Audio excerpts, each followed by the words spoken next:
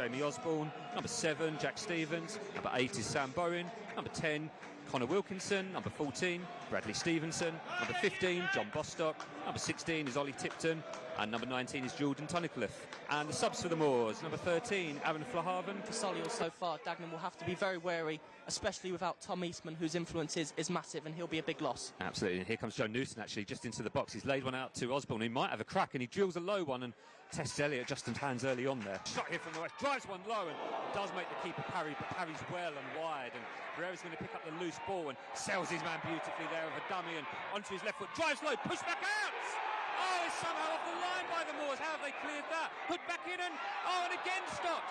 Surely it's got to go in. Pereira and the goalkeeper's worked wonders there, but the Daggers will wonder how tempo at the moment. Lays it inside again. Newton, really good exchange in the positions. There's a wide ball on here if he can find Bowen. In fact, he finds Tipton. Tipton now has a 2-on-1 momentarily, but looks for the dink and it should be over here, and Elliot Justin claims it. How combative he is, how he can drive in midfield, which complemented and gets him well, so it's a shame.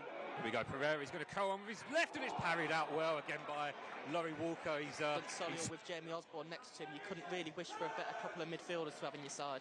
Yeah, and we're starting to see a pattern now in the National League. A lot of sort of League 2 quality players coming down at this level. It's certainly not the non-league of 5-6 years ago, but here's a chance for Wilkinson onto his left foot, and Daggers get away with one there. It was a good strike on goal. I think actually it was Harry Phipps who got the deflection there. Without the deflection, that would probably have been 1-0 to the Moors.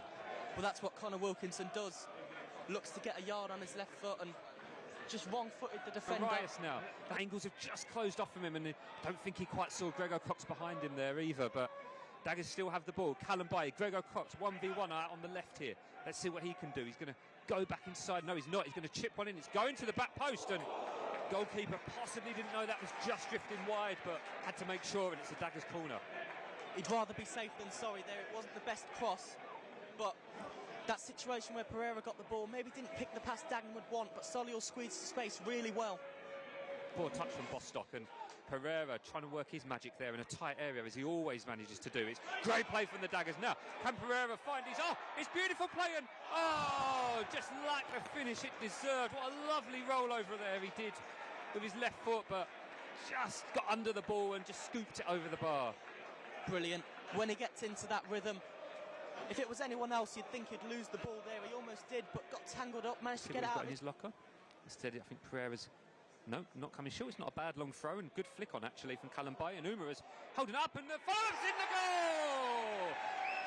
It's the man, Harry Phipps! Put him at centre-back, put him in centre-mid. He'll do the job. Well, that was more akin to the job he did last season up front. Brilliant knockdown from Callum Baye, trapping the ball, lays it off to Phipps. He opens his body up and curls it brilliantly into the far corner on his left foot. You can't say Dagenham don't deserve that. Here come the Moors. Early ball to Stevenson. He's lost Vincent here. Could square it. Got to be cut out by Callum Baye, and the defender's done so well there.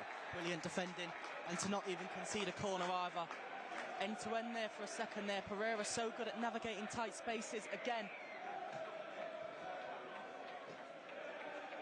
The initial pass was a little bit overhit, but then again, when he stands you up one-on-one, he always seems... You see he's up for a duel. He's just, as a young player, got to watch his position. Here comes the corner. It's flicked to the back post. That's very dangerous, and Daggers haven't got it clear, and it's swooped into the back of the net by Stevens.